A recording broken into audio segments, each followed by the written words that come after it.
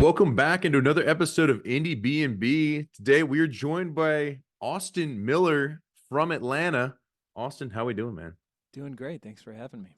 Of course, of course. Well, Austin, I think we've gotten in touch. I saw you at the Medium Build show last year, and of course we've had your brother on. I believe it's the first brother combo in Love it. Indiebnb history. Love So it. That's awesome.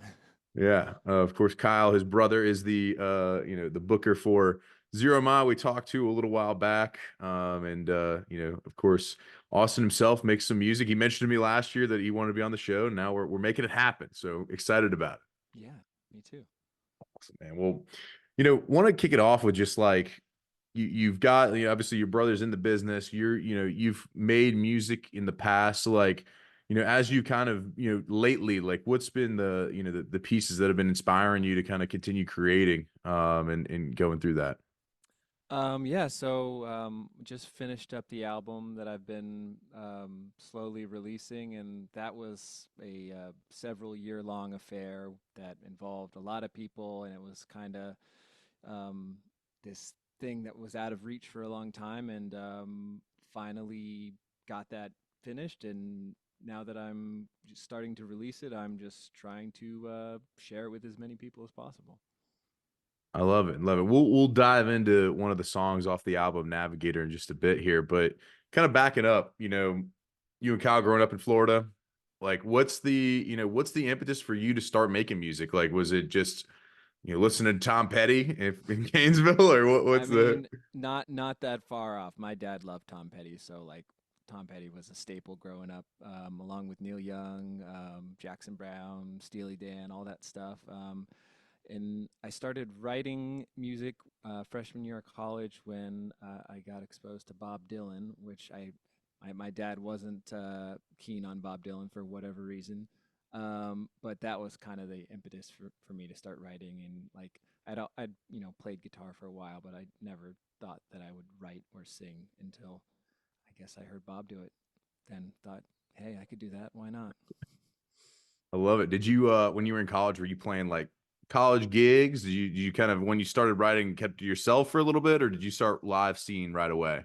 Um, Not right away, but pretty soon after. Yeah, I went to University of Central Florida, UCF, and they had this event every year called Tent City, where a bunch of people just like camped out in the middle of campus for a week, and that was one of my first gigs. So that was a lot of fun. Love it. I love it. So were you playing like mostly originals at Tent City, or did we have a Man, varying set list? that was a very long time ago. I think it was about half and half at the beginning because Yeah. I only had like a handful of songs for a while, and yeah, it took me a while to like really build up the repertoire. So yeah, a little bit of both at the beginning. I got you. I got you. Well, after you graduated, like, did you continue writing, or like, what kind of when you moved to Atlanta, did it kind of continue to go, or what was the next step after that? Yes. So as soon as I got done with college, I went full speed ahead. I was like, I couldn't wait to graduate because I just wanted to start pursuing music full time right away. And that's what I did. I started, writing, performing, touring as much as possible. Yeah, my first full year out of college, I clocked 100 shows, and then up until the pandemic, I was doing at least 100 shows a year until then. I only moved to the Atlanta area a few years ago, and yeah, I've been touring pretty consistently for about 10 years now. Wow. Yeah. So, I mean, of the places you've been, I mean, have you played the same places multiple times, or you feel like you've gone and had a varying, like, kind of a A little bit of widespread both. view? I like doing both. I like going back to the same places where they know you and you kind of know what to expect. And I also love going into somewhere that I've never been before, and you don't know what to expect, and it might get weird. And it's a bunch of people who have no idea who you are. So yeah, I try to do a little bit of both as much as possible. Gotcha. Well, what kind of tours have you been on, headlining tours? Like where are some of the places that kind of stick out to you as like places you love going to and that are some of your favorite venues? Man, there's a lot in Florida, just because I grew up there and I have a lot of family and friends there. So like whenever I go do the Florida tours, that's always just kind of like a reunion because I see a bunch of people that I don't get to see very often. The European touring is always amazing. There's something amazing about every country that I've been to over there. There's not many. I don't. I very rarely leave somewhere and be like, oh, I don't ever want to go back there. It's like there's pretty much everywhere has their redeeming quality. Yeah, and I love Alaska and the Pacific Northwest, and you know, big cities, small towns, wherever will have me. That's pretty much where I go. I love it. I love it. Well, anybody you've toured with that you feel like has you learned a lot from, from the just being on the road with them and kind of getting some pieces from the act or Yeah, so it's mostly been DIY touring or working with like smaller agents. So I haven't done like many like big support tours. But when I first started, I met this guy. His name's Christopher Bell. He was he was already doing it. Like when I met him, while he was on a tour date in Florida, and he does like a looping cello thing, and he was like going at it pretty hard. And I was like, yeah, that's what I want to keep. That's what I want to start doing. And then yeah, now Chris is one of my closest friends, and we keep in touch. And he's played on all my albums, and he's done some mixing and mastering for me in the past. Um, but yeah, he was definitely one. I didn't have many many like mentors when I was starting to get into it. But if I did have any, it was definitely Chris because he definitely helped me like start getting out there a little bit more. awesome. That's awesome. Always good to have somebody else kind of like give you a little bit of the lay of the land prior to Yeah. kind of getting into it. But well, cool. Like, I want to kind of dive in, switch gears a little bit and dive into, the current album and, what you have, in store. Obviously, you said it's a couple years in the making. So like, I guess for you, what's been the journey to kind of get it to where it is today, where you're almost releasing it? Yeah, so I this is an album that I kind of had like a specific vision for all the songs for like a really long time, and it was definitely a bigger it required a bigger production than like anything I'd ever done before. I needed to get the right players, I needed to be in the right room, I needed to have the right equipment, I needed to be in the right mindset, and I didn't have any of those things for a really long time, and eventually it all started falling into place and I was able to make it happen. That's awesome. So you talk about like kind of the right players. So like, do you feel like there's a lot of specific types of studio people you look for that you're like, hey, like this is a person that I want to work with? Obviously, Chris, maybe Yeah, being one of yeah, those folks, but like, was it difficult to find some of those people for this one, or like what's yeah. And I feel like I'm a little picky when it comes to all that. So I'm sure I could have done it easier with some other people. Yeah, I guess when it comes to the studio musicians, it's like it's for me it's a really fine line between like being good at what you do, like being talented, and but also like not necessarily sounding like you're a studio musician because a lot of those guys are really talented, but it doesn't what a lot of times what they're playing doesn't really feel personal. So I wanted to find people who like it at least sounded like they had been playing with me for a long time, and that were like more of a band instead of like just having some Nashville musicians come in for the session and knock it out of the park as quickly as possible. got it, got it. Well, one of the songs, I wanted to kind of highlight, and of course, we talked about it prior, but Navigator, it kind of gave me a little bit of a maritime feel. I got that kind of Good, like good. All right. we're going on a boat feel for it. So Yes.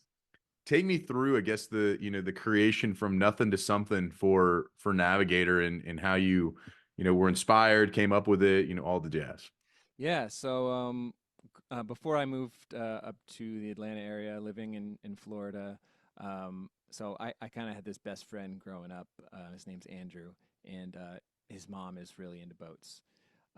So on several occasions, she was kind of like in the boat biz. So she was um, kind of always transporting boats between one place to another. and because she had a lot of friends, so that was just one of the things she did. And then yeah, a handful of times she asked me and my friend Andrew to like give her a hand on moving a boat from wherever it needed to go, and yeah, a lot of times it was like for a few days or a week, so it was um, it was definitely like a different world than what you're used to, because you just seeing the world through the waterways of Florida instead of on land is just a whole other experience. So yeah, we anytime we did that, we just like met lots of cool characters. So I guess the song is kind of a nod to all the cool characters we met on those trips. Wow. I mean, for we talking like hook hand people? We talking peg legs? Or I guess I'm thinking pirates Yeah, for right now, but you're not too far off. My friend Andrew and I, we always we coined, well, we didn't coin it, but we used the word salty a lot. It was a lot of salty characters. It was a lot of people who were just like totally detached from the rest of the world, doing their own thing. Yeah, not quite like the pirate, but you're not too far off with that. your modern day pirate. Yes, Not a lot of exactly. sunscreen being used. It sounds like maybe. No, no. Unfortunately, a lot of people probably need it. Wow. Wow. So we're inspired by the maritime and the characters and salty characters of the Florida waterways. Like, for you creatively, whenever you were, is that inspired the lyrics, or did it inspire, pretty much the whole entire, even the musical part of it as well? Yeah, so that those trips, there's another song on the album that's also inspired by that. So it's yeah, I have two songs that I wrote about those trips, and yeah, at least for Navigator, that I kind of wanted, there's like the intro and the outro bit, and I kind of wanted those especially to like just kind of feel like you were floating on the water, and I really wanted the outro just to like feel like you were just like sailing off into the sunset kind of thing. So I tried to make it as appropriate to the song as possible. Now, for just the nuts and bolts when you were creating, like, did you sit down in the studio and you're like, all right, we're thinking waterways. Let's just, and just you kind of, zoned out, or did you talk to Andrew and like, hey, do you remember that guy we talked to that one time? And like, so what kind of jogged your memory and getting the lyrics and everything in place? So I guess it wasn't necessarily like a conscious decision at the very beginning, and I guess kind of going back to the recording process. So each song on the album, I started one of two ways. So I started with me in a rhythm section, all of us in the room together, like recording, guitar, drums, and vocals simultaneously, just so it like got that like natural rhythm. Or I started with just me and my guitar, recording guitar and vocals simultaneously instead of doing them separately. Um, so yeah, Navigator was one that I started by doing my guitar and vocals together, and then that was one that I thought a lot about and kind of changed my mind back and forth about like the instrumentation that I wanted to do with it. Um, yeah, I changed my mind a lot, and eventually, yeah, I landed on my friend Chris played cellos and Kyle played upright bass. Um, I felt like the kind of the mini string section suited it the best, I think. All right. So we got a little mini string action. So for the European tour, like when you go out and play Navigator, what's the adjustment? Is there adjustments to it for a live set, or is it, gonna be, hey, I'm gonna find some touring folks to run with me on this and do it? So I'm doing most of my touring now with my partner Amanda Esposito, who also has a new album out that I played and produced on. It's We're really happy with how it turned out, and we kind of both worked on our album simultaneously, and she was very involved in mine, and she sang harmonies on that song. So yeah, the European stuff that we're doing this summer is all together. So it's yeah, it'll be a duo thing this summer. Very cool. Very cool. So it'll be you and her both on stage Yes. simultaneously. That'll be all right. Very good. For Navigator, you kind of wrapping it up, like, you know, is it, is it, where is it on the album? Is it, the third song? Is it something that say, middle of it, or we rounded it off Yeah, with it's Navigator? the second to last. Okay. So it's Yeah. kind of in the back. Yeah, yeah. And I felt like, it's kind of like a journey kind of song. So I felt like it kind of needed to be, yeah, as things were kind of wrapping up and concluding. We had some another artist, Nisa was talking about, the way that albums are, written and taken into like, is there an order, for you whenever you were ordering the songs like on the album? Like, did you obviously put some thought into like, hey, like this one's a journey, this one's the end, the beginning part. So like, how do you break that down, and how do you kind of decide those things? Ooh, man, that's a really good question. It's definitely something that I think about a lot, and I think it's for me, it's always kind of in the back of my mind. And when I was doing this last album, I kind of knew that like that was something I wanted to really be mindful of. And then yeah, I kept it in the back of my mind. And as I was working on the album, kind of starting to wrap things up, I was like, okay, I should decide an order. And then, I think since I waited so long and kind of thought about it for so long, I wrote the order in like 10 seconds. So I guess the process of starting to wrap the album up kind of gave me some clarity about where I wanted all the songs to go. Yeah. It's interesting. I've now, like, since they said that, like I've now, every album I listen to, I'm like, all right, I got to give it at least one in order listen And just to get the artist feel. I think that's another big thing for me is because I love listening to when I listen to music, I love listening to an album from start to finish, and Yeah. that definitely I'm an album guy, like listening and writing. So yeah, that's definitely something that made it a little extra important for me. Interesting. Well, kind of in the same vein, like talking about your live set, as you're going to Europe, you and your partner, like when you're coming up with the varying set lists from day to day, and like, how you want to, is that based on how we're feeling? Hey, we have a weird lunch, let's change the song orders, or like, hey, like we've got these are the kind of the place, and like when you come up with that set list, like how is that done, for you at Um, least? we very rarely make anything that's a set list. We pretty much just get up there and figure it out and kind of play off how the audience is feeling, and we're all about the conversation and the banter between songs, and we try to incorporate other people, the audience, into it as much as we can. And yeah, we kind of kind of always just go on the fly and figure it out, kind of thing. Oh my gosh. I'm such a type A that I'd be losing my mind if I didn't have a like an order that I knew was gonna happen. And I like, I think for me, just because I've played the songs, like some of them I've played probably close to 1,000 times, I'm just like, at this point, it's just kind of second nature. But I mean, it's in most other ways, I am a very strict planner, and I like to know what I'm doing ahead of time. But yeah. I don't know. I feel like doing that is more fun, at least for me.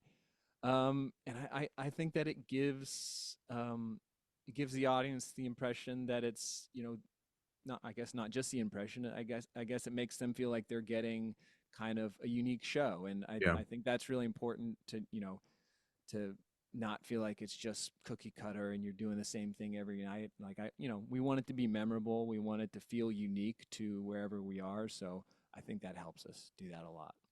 Yeah. Well, hopefully over in Europe there's nobody just screaming out Freebird the whole time. I mean, No one has ever done that. That is a strictly American thing.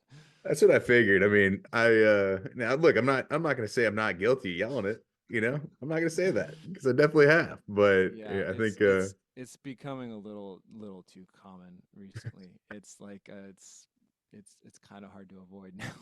how do you deal with that? I mean, are you gonna go like what's your Oh, what's your rebuttal to if a Freebird request? if someone heckles me, I'll heckle them right back. I turn it right back around on them, and I try to come up with something Yeah. witty. Like I think once someone said it, and I was like, "Oh yeah, so you want to hear my song Tree Bird? Yeah, I wrote a new song called Tree Bird.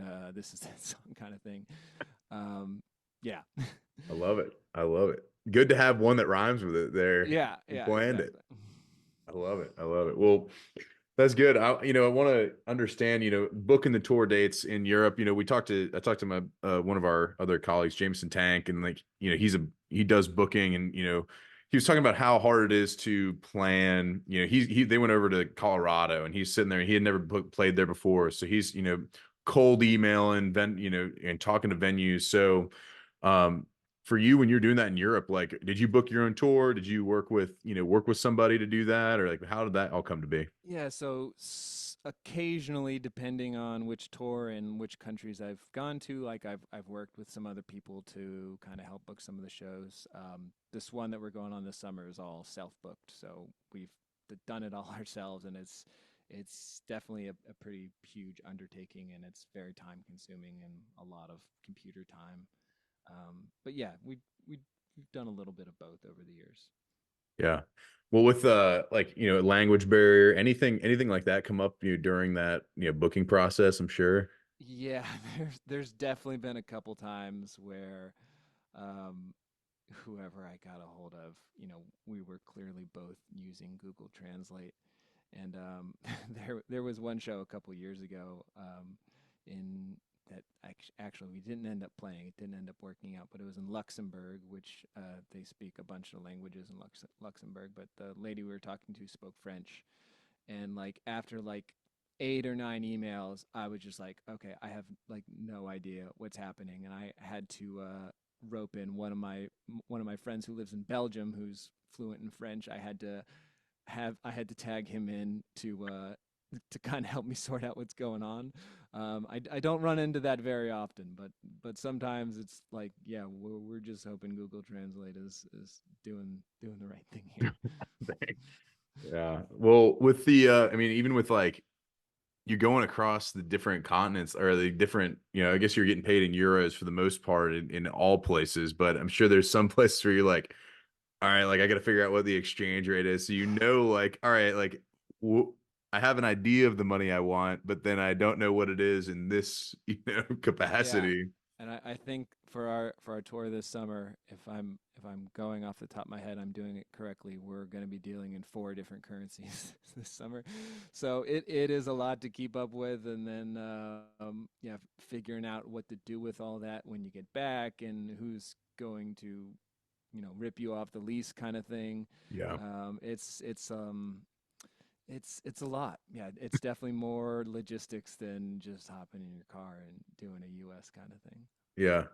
Well, when you do hop in a car and do US stuff, like I'm sure, you're cold. You're probably emailing folks you've been working with since obviously got so much experience. I mean, you did 100 shows. You said you were doing 100 shows a year up until 2020. So like, I Yes. mean, you've probably got, hundreds of contacts at this point of like, Yeah, yeah. every So booker in the Southeast and across the country, I'm yeah, sure. but we still try to work in new places too, and Mhm. especially after the pandemic, which just kind of killed so many venues and whatnot. Kind of had to start over from scratch in a few places, but yeah, the closer that it is to home, it's more likely that I know what we're getting into. Gotcha. Well, what about here in Atlanta? Any venues here that stick out that you played that you're like, man, I'd love to go in there. Love the Earl. We love going out to Athens to do the Georgia Theater rooftop. Yeah, Um, so we Amanda and I live in Marietta, which is a little bit north. There's this little bar like 5 minutes away from us called the Third Door that we play at pretty regularly, and that's one of our, that's kind of like our home venue, if you will, just because yeah. it's so close, and we play there pretty frequently. So yeah. When you were preparing for the tour in Europe, like was it all right, hey, we're gonna get a couple US tour dates, work out the show. I think about it like, sometimes I hear about stand-up comedians, like they'll go, they'll do a ton of clubs, prior to, doing, their major, their stadiums and things like that. So like were you playing at Third Door a fair amount? Like the people who've gone and seen you there, like have they heard some of the songs on the new album already? Oh yeah, and a lot of songs on the new album I've been playing for years and years at this point. Um, Okay. so yeah, I guess in that aspect, kind of our our setup is a little different than when we go to Europe over here. Because when we're playing down the street at the third door, we can bring as many guitars and amps as we want, kind of thing. When we go to Europe, we're going to do just one guitar and one little keyboard, and we haven't even done a set with just those things yet. And we've started practicing, Yeah. um, but yeah, I guess that's another one of those things. We'll just figure it out as we go, kind of thing. I love it. I love it. Y'all are gonna get you're gonna get the full just y'all gonna get it right in a few shows. Like I hope so. I hope yeah. so. I love it. Well, let's jump into Pete Peterson's party pack of questions. I've been Yeah. grilling you on some of the toughies with the touring stuff. I want to get you rolling on some of these. A little bit these are a little bit easier, a little bit softer landing spots here, but Pete Peterson's party pack of questions. It's 20 questions right in a row, and we're going to start right now. Cake or pie? Let's go. Pie. He's going pie. All right. Salad or soup? Ooh, I'll go with salad. He's going salad. All right. Sunrise or sunset? What are you seeing S- more of these days? Sunset, definitely. All right. All right. I like it. Would you rather hit a home run or score a touchdown? Touchdown. Touchdown. All right. Football guy. I like it. Night in or night out? What are you having more of? Definitely, unless we're gigging, it's a lot more nights in. Nights in. All right. If you do go out and jam comes on, are you more likely to hit the robot or the worm? Oh, probably neither, but I feel like I can't say that, so I've probably jokingly done the robot at least a couple times for like a half a second, but Okay. All right. All right. not much of a dancer. Fair enough. Fair enough. When you do go to your favorite Tex-Mex spot in Marietta, guac or queso? What are you starting off with? Guac. He's guacking it up. All right. Waffles or pancakes in the morning time? Waffles. Okay. Coffee or tea with your waffles? Love both, but gotta go with coffee. Coffee, man. All right. Dogs or cats? There's a dog about 10 feet to my left, so I feel like I'm obliged to say dog. He's a dog man. All right. Are you more like a ninja or a pirate? Ooh, I I I feel like I could go either way. I have a lot of people tell me I feel like I unknowingly sneak up on people and surprise them. So I guess in that way I'll go with Ninja, but I have two new songs on my album about boats, so maybe pirate. I don't know. All right. I like it. Kind of a combo. Kind of a Yeah. combo. You're a salty ninja, if Yeah, you. so I will take it. Yeah, that's the perfect answer. All right. Gatorade or Powerade? Gatorade, Florida, got to represent. Got to represent. I like it. Toast or bagels? As long as it's a properly done one, definitely bagel. Bagel. I love it. All right. Chips or pretzels? Ooh. I guess since there's more different kinds, I'll go with chips. All right. Going with the variants. Fries or tots? It can't go wrong either way, but I love a good tot. I love the texture. All right. I like it. Tater tots it is. TV show or movies when you have a night in? What are you unwinding with? Um, Usually a TV show, usually either Jeopardy or a rerun of The Office, which I've seen like 1,000 times at this point. I am in the same boat. I do the same thing. I love Jeopardy, but The Office also, Parks and Rec, all those different Yep, pieces that yep, I get to that too. play. Yeah. Are aliens real? Maybe, you know, I'm probably not the right person to ask. Maybe Neil deGrasse Tyson or someone probably has a better explanation than that than I do. All right, fair enough. But yeah, Big, I guess I'm an alien agnostic. he's an alien agnostic. He believes it's possible, but he doesn't. Yeah, He hadn't seen it. He hadn't seen it yeah, yet. I yeah. like it. Bigfoot. Is that real? No. Nope. I haven't taken a dive into that at all. I maybe should watch a YouTube video or two first before I decide. But off the top of my head, I'm gonna say no. Yeah. What about love at first sight? Is that real? Um, maybe yeah, I don't know. For me, I would say no. No. Okay. I mean, you can have a good hunch at first sight, but I think love is taking it a little too far, maybe. Fair enough. Fair enough. All right. This is the last question. Pete Peterson's Party Pack questions. You've nailed it, Austin. Give me two bands that we might not know that we ought to check out. Yeah. Hmm. Can I take a second on this one? Of course. Of Okay. course. I want to just pull up my Spotify because Yeah. I want to have some good ones for this. Yeah. It's the not uncommon. The Spotify pull up for this one. I've Okay. I saw him. It was the last concert I went to last week. Emperor X. His name.